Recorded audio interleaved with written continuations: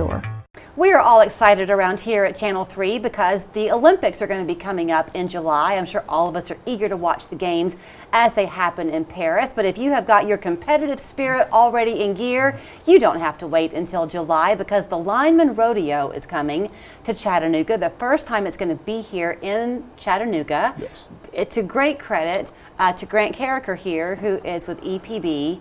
Jody Shea is with Kubota of Chattanooga, and Kubota is sponsoring the EPB team that's going to be competing in the competition June 7 and 8. Do I have that much right, Grant? Pretty much, yep. Kubota is one of our presenting sponsors. They've been a great partner, helped us out with some equipment, sponsoring part of the golf tournament, and I think with Jody's history, it's just a great testament of, you know, it's the first time, like you said, we've ever done this in Chattanooga, so having local businesses help come together and help pull this off has been great. So you kind of casually mentioned giving Jody's background and history. First of all, two veterans sitting here. You went to West Point, played for Army football. Yes, ma'am. You said I wasn't that kind of a lineman. I was an offensive lineman. That was the joke when I got hired at EPB. They said they saw you were a lineman. They just didn't see what kind. Gotcha. You, Jody, were a lineman. Correct. And then you opened up your own company for a while, and now you have Kubota of Chattanooga. Yes. So I moved to Chattanooga in June of '97 to purchase Service Electric, which was a small company and now very large, one of the largest in the Southeast. So you can speak because when people come out to this totally free event, June 7 and 8, Yes, ma'am. they're not only going to be entertained, we'll talk about that in a minute, they're going to learn a lot. And so if you've got young kids, this is a great line of work for them to consider getting into. You especially believe that, Jody. That's a good thing to tee up because there's an extreme shortage of skilled workers in the line work arena. So, yes.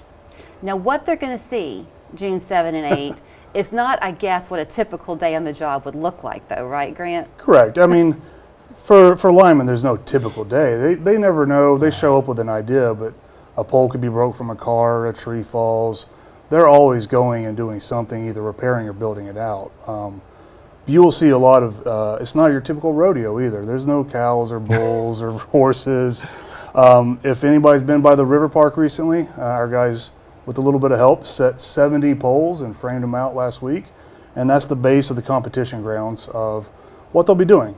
They've got different competitions that are timed, and more importantly, they're graded on safety, quality of work, knowledge.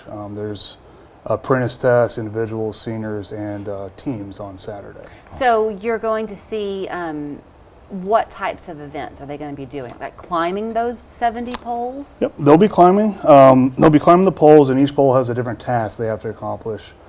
Whether it's changing out an insulator, changing out cross arms. There's a hurt man rescue, so it simulates if someone's injured on a pole, they have to get up and rescue them. So some real life things, part of the safety and training aspect of it. So it's not just a competition. But they're, like I said, each event has a time. There's a judge to judge their quality.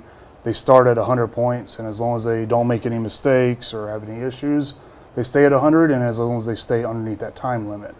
So the time comes into play. If they go too long, it starts deducting from it. So a couple of points. Y'all, the EPB team is one of, what, 7 teams competing? I know it's 7 states. We have 24 teams registered, and we Okay. have 2 teams from EPB that'll be competing. Okay.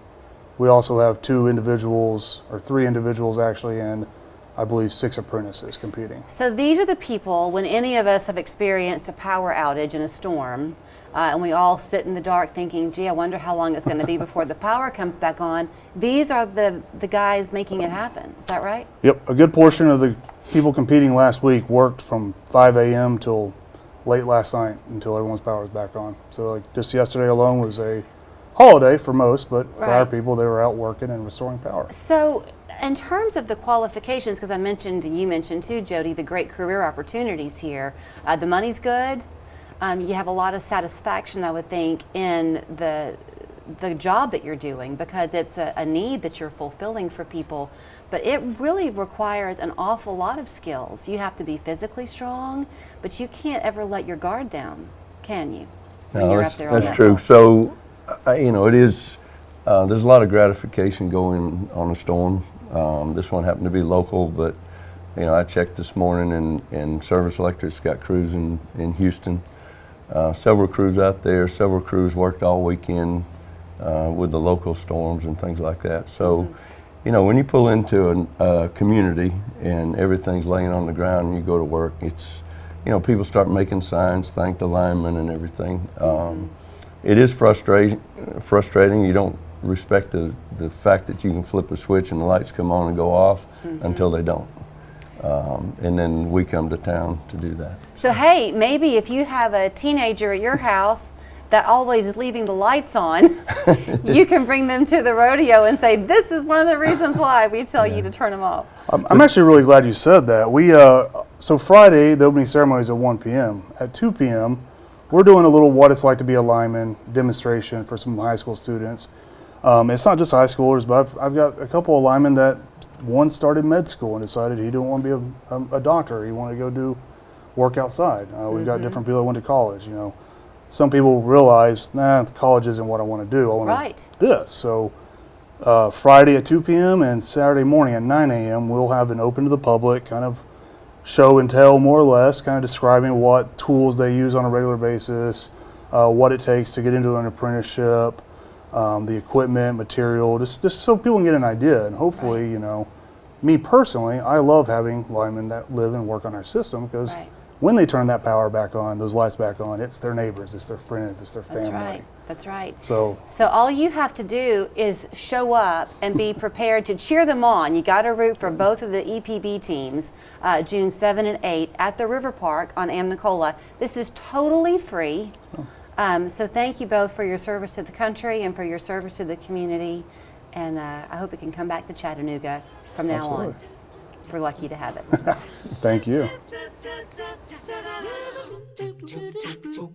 I'm a guy who lost a bet and my dignity, as if watching my team lose wasn't punishment enough.